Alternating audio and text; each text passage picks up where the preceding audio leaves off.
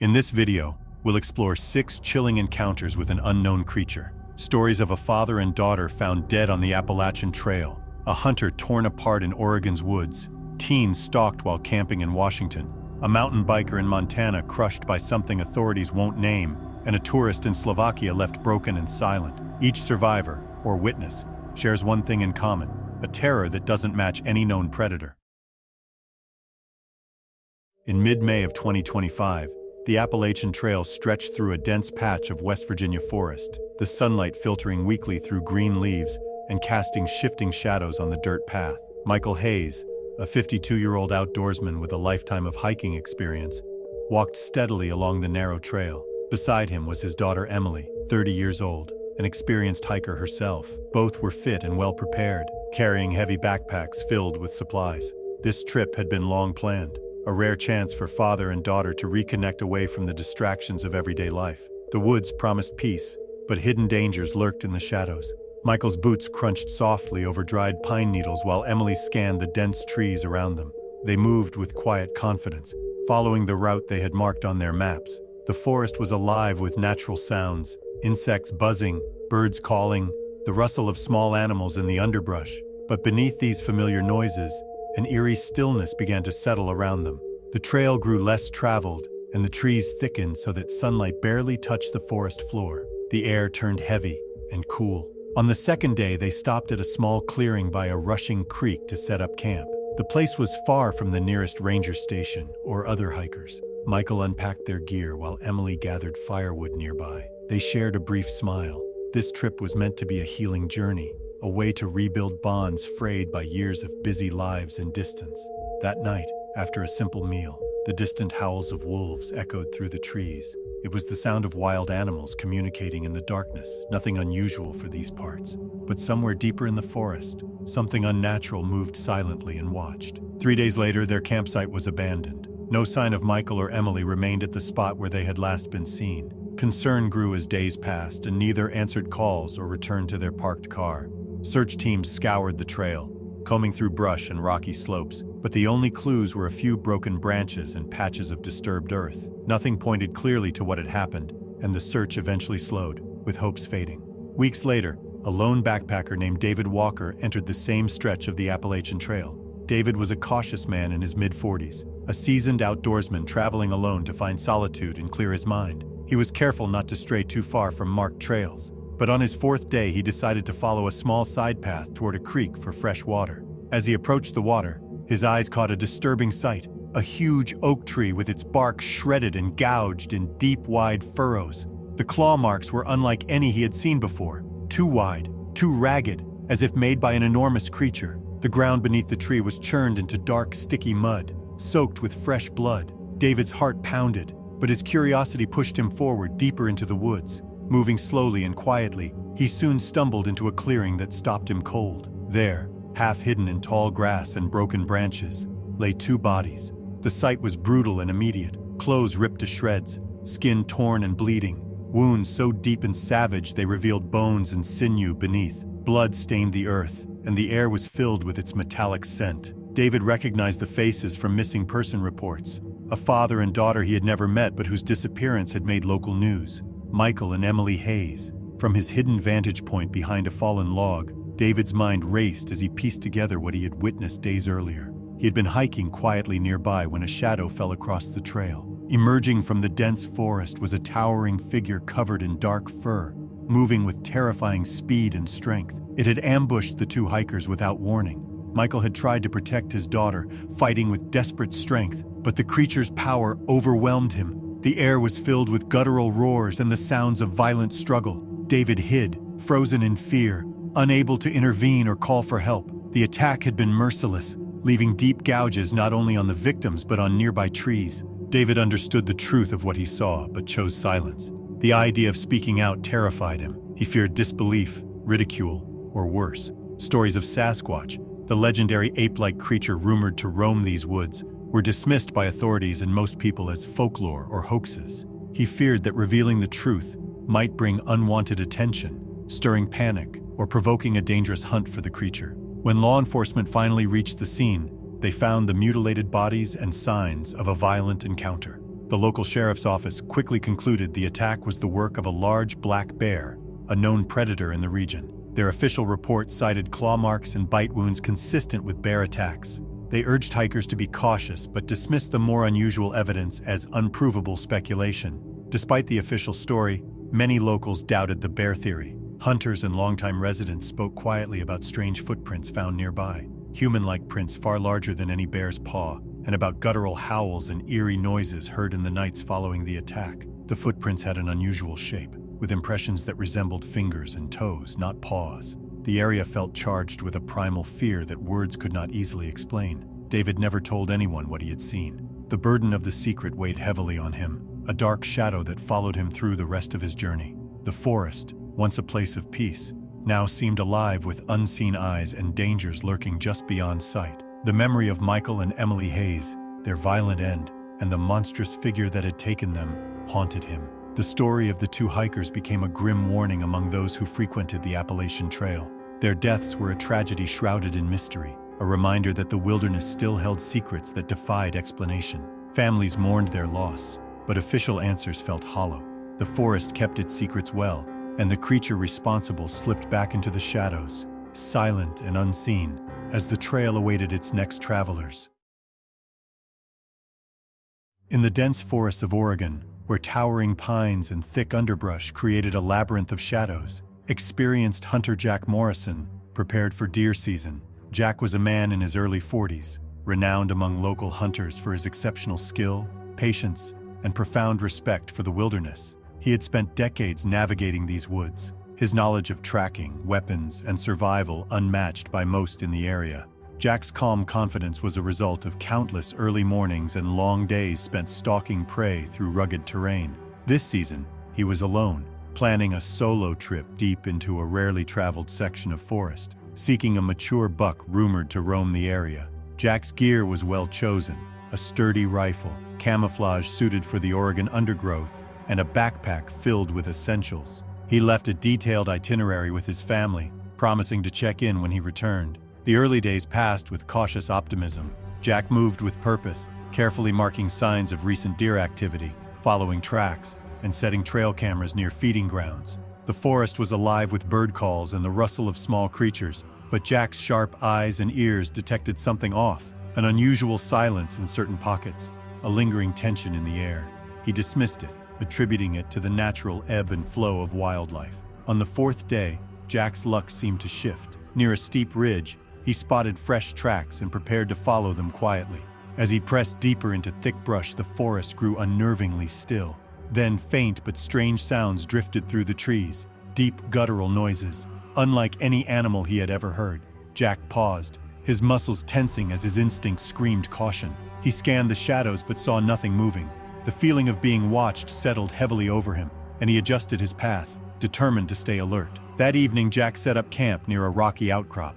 As darkness fell, the sounds returned, low growls and strange rustling coming from all directions. Jack remained vigilant, his senses sharp as he double-checked his weapon and secured his campsite. He relayed all of this to his best friend via text, but then the text stopped. When Jack failed to return home on schedule, his family reported him missing.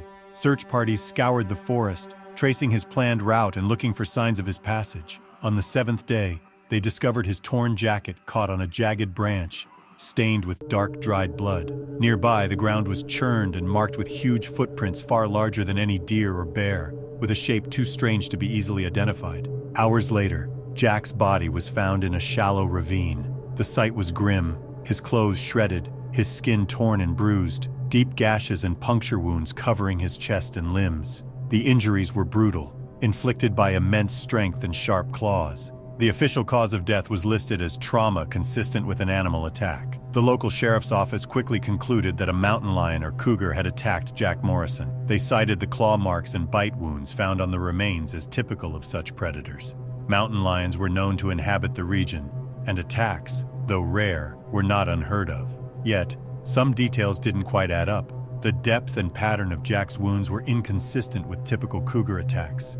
There were marks too deep, wounds that suggested immense strength and a ferocity beyond what one mountain lion could deliver. Fellow hunters who knew Jack well were unsettled by the official explanation. These men had hunted alongside Jack for years, respected his expertise, and believed the injuries could not be the work of a normal predator. One by one, they shared stories of strange noises heard in the forest in the days leading up to the discovery. They spoke of low, guttural growls that didn't match any known animal, and footsteps so large and oddly shaped that they couldn't be mistaken for a bear or cougar. These prints had been found around Jack's last known camp, pressed deeply into soft earth and mud, measuring far larger than a human's footprint, with a wide, flat shape and visible impressions of long toes. The local community divided sharply over the incident. Some dismissed these stories as superstition, products of frightened imaginations, and the wild, eerie setting of the forest. Others, especially longtime residents and hunters who respected the old legends whispered through generations, suspected something far more terrifying. They believed the attack was the work of a Sasquatch, an elusive, powerful creature of folklore said to roam these woods, but never officially documented. Jack's family struggled with the official explanation. They knew him as a careful man, someone who respected the dangers of the wild and would not have ventured recklessly into harm's way. The ferocity of the wounds and the torn state of his clothing suggested a struggle unlike any mountain lion attack they had heard of. To them, the idea of a Sasquatch was not mere fantasy, but a possibility they could not ignore, especially given the eerie details reported by other hunters. The sheriff's office stood firm in their report, urging caution but insisting there was no evidence of anything beyond a known predator. They warned that spreading rumors about legendary creatures could cause panic and hinder future investigations. Yet among the hunting community, whispered warnings persisted, tales of a massive creature stalking the night, watching silently from the shadows, and attacking with brutal power. Months after Jack's death, his friends organized informal patrols and camped near the site where he was found. Some claimed to have heard the strange sounds themselves, chilling roars that vibrated through the trees and chilled the bone. Others reported seeing large, dark shapes moving just beyond the edges of their campfire's glow. Despite their fear, many felt compelled to search for answers and to protect those who ventured into the forest. For Jack, the forest had been a place of mastery and peace. For the creature that attacked him, it was a territory fiercely guarded, a hidden world where legends walked among the trees. The truth remained buried beneath layers of mystery, fear, and silence, locked away in the dense Oregon wilderness, where the shadows held their secrets tightly. Jack Morrison's death became a haunting reminder that even the most skilled and cautious could fall victim to the unknown. The forest held its breath, waiting for the next hunter brave enough, or unlucky enough, to cross paths with whatever prowled beneath the ancient pines. The Washington wilderness in late summer stretched out vast and wild, its fir trees standing like silent sentinels beneath a gray, brooding sky. 4 friends, all 18 and just days away from leaving high school, had packed their gear into heavy backpacks and set off for a weekend camping trip deep into the remote forest. Stevie, Mark, Lisa, and Josh were inseparable since freshman year, bound by shared history and a hunger for adventure that had never faded. They were young but no strangers to the outdoors, having spent years hiking, fishing, and camping near their town. This trip was meant to be a final escape before the pressures of adulthood began. Stevie was the most fearless among them, a quick thinker with a spark of recklessness that made her the natural leader during their outings. Mark, steady and protective, carried the bulk of the gear and watched over the group like a guardian. Lisa, careful and practical, kept the maps and supplies organized, while Josh brought humor to break the tension on long, quiet trails. After a grueling hike through tangled underbrush and steep hills, they found a small clearing surrounded by dense trees, far from any marked trails or roads. They pitched their tents close together, lighting a small campfire to cook their dinner and share stories beneath the heavy canopy. The forest seemed alive with quiet sounds, the distant call of a loon, the rustle of wind through leaves, and the occasional snap of twigs under unseen feet. Yet the night air felt almost too still. As the fire died down, the friends crawled into their tents, the weight of exhaustion pulling their lids shut. Sleep came slowly, the forest sound shifting into a tense silence that pressed on their nerves. Just past midnight, a sharp, vibrating thud echoed from the shadows beyond the campsite. Then another, heavier and closer. It was the unmistakable sound of massive footsteps pounding through the undergrowth, each step shaking the earth with a terrifying weight. The friends stirred, hearts racing. The pounding grew louder, mixed with guttural howls, deep, low sounds that chilled the blood and carried an animal's rage unlike anything they had ever heard. It was not a wolf's cry, nor a bear's growl, but something darker, more primitive, and terrifyingly close. The howls sliced through the night, surrounding them from all directions. Mark reached for his flashlight and snapped it on, the beam stabbing into the dark forest. Trees swayed and leaves trembled as something huge moved just beyond the light's reach. Branches cracked under heavy weight. The friends held their breath, frozen, their muscles tense and ready to flee. A long, heavy breath hissed from the darkness, and then, in an instant, a large shape lunged toward their tents. Stevie's heart slammed in her chest. She bolted out of her tent, adrenaline flooding her veins. As she ran, the brush whipped against her arms and face, sharp branches clawing at her skin. A powerful hand shot out, its long fingers slashing deep into her shoulder and forearm. She screamed inside, fighting through the searing pain and blood dripping down her side. The creature's claws tore through her jacket and flesh, leaving raw, bleeding wounds. Her legs pumped faster, fueled by pure terror, as she crashed through the underbrush, desperate to reach the safety of the campfire's faint glow. Behind her, heavy footsteps thundered, branches breaking under a relentless pursuit. The guttural howls swelled to a deafening roar. She stumbled and fell, scraping her palms and knees, but scrambled up and kept running. Her lungs burned, her vision blurred by sweat and blood. Finally, she burst back into the clearing, collapsing near the others, gasping for breath. Mark and Josh grabbed flashlights, sweeping the perimeter while Lisa tore strips from her shirt to staunch the bleeding on Stevie's shoulder. The others were shaken but uninjured, their faces pale and eyes wide with terror. The forest around them was silent once again. The creature vanished as mysteriously as it had appeared. No one dared sleep after that. They sat close together around the fading fire, scanning the dark tree line, their nerves taut and their voices whispered. The adrenaline refused to fade, replaced by a cold fear that clung to their skin. When dawn finally broke, the friends left their tents cautiously, the forest bathed in a pale gray light. Their first priority was Stevie's injury, raw and angry with deep red scratches crisscrossing her skin. It was clear the creature's claws had been razor-sharp and powerful, far sharper than any bears or cougars. Yet the others were equally shaken by what they saw outside the camp. Near the edge of the clearing, the earth was churned up, marked by enormous footprints that had been pressed deeply into the damp soil. The shapes were unlike any animal they recognized, broad, flat, with long toes spread wide, each print easily twice the size of a man's boot. The prints led away from the campsite and vanished into the dense woods. The friends gathered around the strange marks, inspecting them in silence. The dim light made everything hard to recognize. They debated what to do next, the weight of their ordeal pressing down on them. When they returned to town, the group reported the scratches and footprints to the local sheriff's office, hoping for an investigation. The officers were polite but skeptical. They suggested that a bear might have been responsible for the scratches, and that large paw prints could sometimes be distorted by mud and erosion. The sheriff privately confided that he suspected the four kids might be exaggerating, or even pulling a prank for attention. Faced with the official dismissal, the friends chose to withhold the full details of their terrifying night.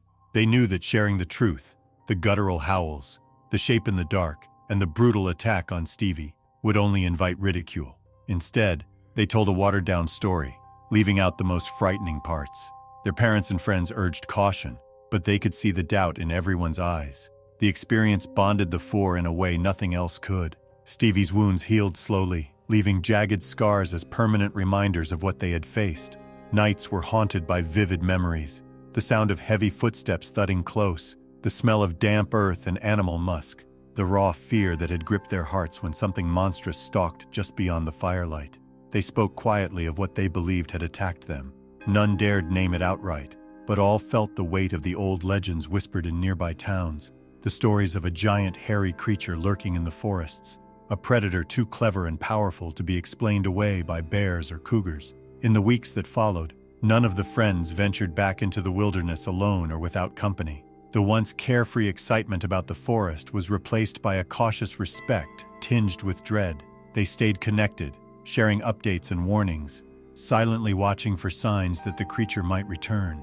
Though the authorities refused to acknowledge the true danger, the footprints remained etched in their minds, proof that the forest still held secrets far beyond human understanding. The Washington wilderness was no longer just a place of beauty and escape. It was a place where legends lived, and where four young friends had learned the hard truth about what could lurk in the shadows.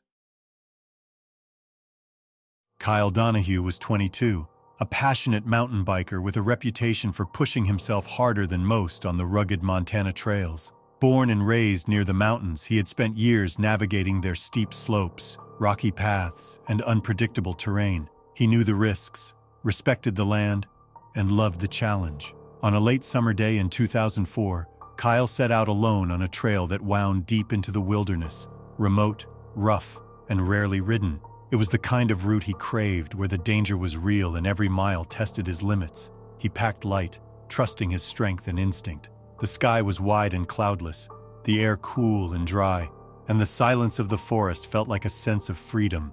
His tires crunched over gravel and pine needles as he picked up speed, carving through tight turns and narrow ridges. The trail took him deeper into wild country, far from roads, towns, and help. That was how he liked it, just him and the mountains.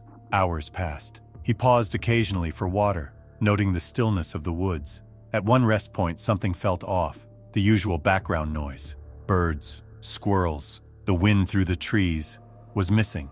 The forest seemed to hold its breath. Kyle brushed off the unease and pushed forward, focused on the trail. Then a loud snap broke the silence, a branch cracking somewhere off to his left. He stopped, listening, scanning the trees. Nothing moved, but the scent in the air had changed. Musky, earthy, sour. It didn't belong. Something huge moved in the brush ahead. A massive figure stepped into the trail, tall and broad, its body cloaked in coarse, dark hair. For a moment, Kyle couldn't process what he was seeing. It looked almost human, but far larger, with long arms and eyes that glinted with awareness. Then it lunged. Kyle jerked the handlebars and swerved hard. One of its arms swung wide and raked across him, claws slashing his side and arm. Pain flared instantly, hot and sharp, but he kept his balance and pedaled with everything he had. The trail narrowed and curved wildly, and Kyle pushed the bike to its limit, ducking branches, dodging rocks, blood soaking his shirt. Behind him, the creature charged through the forest, tearing through underbrush with horrifying speed. Kyle's legs burned, his breath came in gasps, and every second he expected to feel claws again.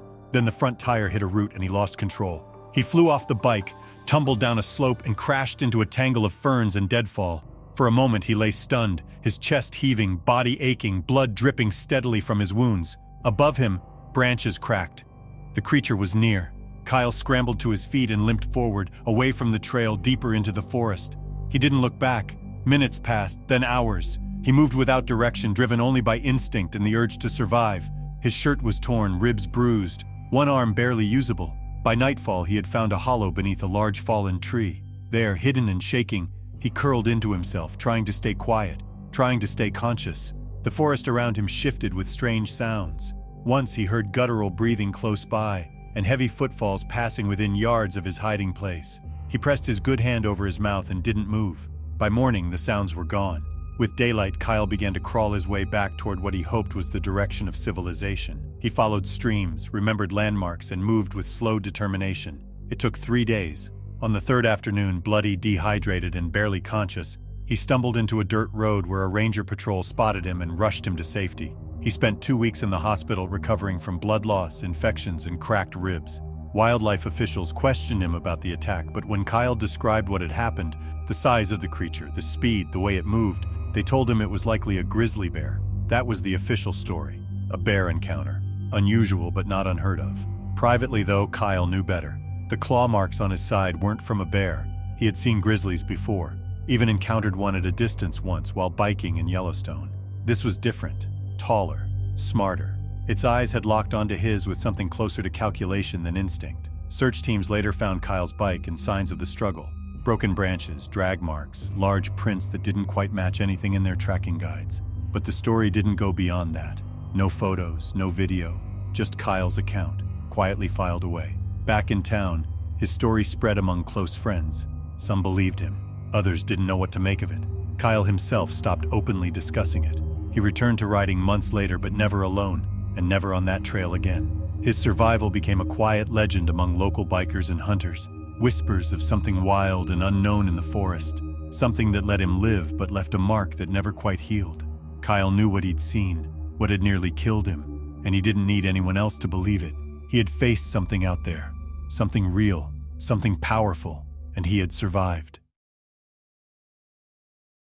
The Russian wilderness stretched endlessly, a vast expanse of thick pine forests, jagged hills, and silent snow-covered valleys that tested even the toughest hunters. Ivan Petrov was one of the few who thrived in this brutal land. In his early 40s, Ivan was a seasoned hunter with decades of experience tracking bears, wolves, and other dangerous animals across Siberia. His weathered face and strong hands bore the marks of a life spent in the wild, where survival was a daily struggle. On a cold autumn morning, Ivan set out alone with his rifle, keen to track a large bear that had been spotted near a remote river. The hunt was a chance to prove his skill once again and earn the respect of the village hunters who whispered tales of beasts beyond normal bears. Ivan knew these forests well, but this day would test everything he believed possible.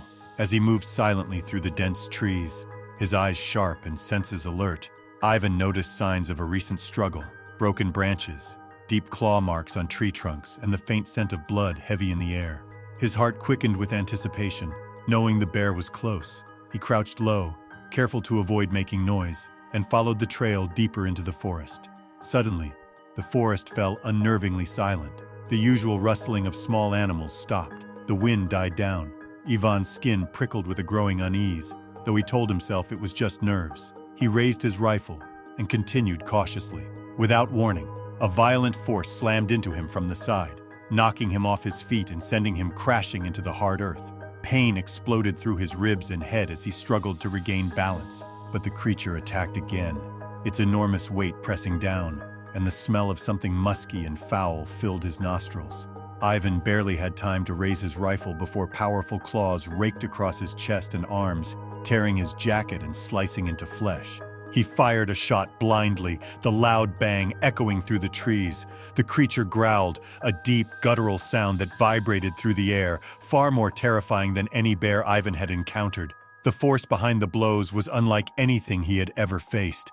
Ivan fought to breathe, muscles straining as he pushed back against the creature with everything he had. The attacker retreated suddenly, vanishing into the shadows with a final low growl that chilled Ivan to the bone. He lay gasping on the forest floor, blood streaming from his wounds, and his clothes shredded. His heart pounded wildly as he forced himself upright, every breath painful but urgent. Ivan knew he had escaped death by the thinnest margin. He staggered toward the riverbank using a fallen tree as support. His hands trembled as he applied pressure to his deep cuts, and his mind raced with questions. What had attacked him? The wounds did not match any known predator's pattern. The creature's sheer strength and the strange sound it made were unlike a bear, wolf, or any animal Ivan had faced. For hours, Ivan limped through the forest, driven by raw willpower and fear. Night began to fall, and the freezing cold seeped into his bones. He reached a small cabin at the edge of the woods, where he collapsed, weak and bloodied. The hunter's mind was haunted by the shadow of what had attacked him. Too large to be any ordinary beast, too violent to be explained away. Despite the severity of his injuries, Ivan refused to report the incident to the authorities. He feared disbelief and ridicule, knowing that many would dismiss his story as madness or superstition. Worse, he worried that revealing the truth could cost him his hunting license and reputation, stripping away the only life he had ever known. So Ivan kept silent, hiding his wounds and the terror that now filled his heart. Word of Ivan's attack spread quietly among the local hunting community. Some hunters who had heard his fragmented account offered sympathy, while others shook their heads, calling him crazy or accusing him of inventing the story to explain his injuries. Yet many of those who knew the forest well shared hushed tales of strange noises in the night, low growls unlike any animal, footprints found deep in mud and snow, and sightings of enormous shadows that moved with unnatural speed and power. The authorities never launched a formal investigation. With no concrete evidence and no official complaint, they dismissed the event as another wilderness accident, likely a bear attack, and warned others to be careful. The forest remained a place of mystery and danger, where something unspoken lurked beyond human sight. Ivan spent the rest of his life carrying the scars of that day, both visible and invisible. His body healed slowly, but the memory of the creature's weight, its claws tearing flesh, and the sound of its breath remained vivid. He told his story to anyone who would listen, often sitting alone by the fire, eyes distant and haunted. Many dismissed him as broken by trauma, a man whose mind had shattered under the pressure of the wild. Yet among the hunters, there was a quiet reverence for Ivan's tale. His warnings echoed in the forests, reminding all who dared to enter that the wilderness held secrets far older than any man, and that some creatures walked unseen, powerful beyond measure and merciless when provoked. Sarah Lawrence had always loved the solitude and challenge of hiking alone. At 28, she was a graphic designer from Chicago who found peace and escape in the wilderness. When she arrived in Slovakia, the rugged, forested mountains seemed the perfect place for her solo adventure, a chance to disconnect from her busy life and explore raw nature far from home. Sarah was no stranger to difficult hikes, having spent years trekking trails across the United States. But this trip was different. She was farther from help, in unfamiliar and wild terrain. On a crisp, late summer morning, Sarah set off on a narrow path high above a winding river deep in the Slovakian mountains. Her backpack was light, her steps steady and confident. The forest was alive with birdsong and the rustle of small animals in the underbrush, and the air smelled of pine and damp earth. Hours passed as she climbed higher, taking in the breathtaking views, unaware of eyes watching her from the dense shadows. As the afternoon waned, Sarah noticed signs of disturbance. Broken branches and large, deep footprints pressed into the soft soil beside the trail. The prints were unlike any she had seen before, too wide and oddly shaped to belong to a bear or wolf. A chill ran down her spine, but she convinced herself it was a trick of the light and her imagination running wild. Suddenly, the forest around her fell silent. The usual birdsong stopped, and even the wind seemed to hush.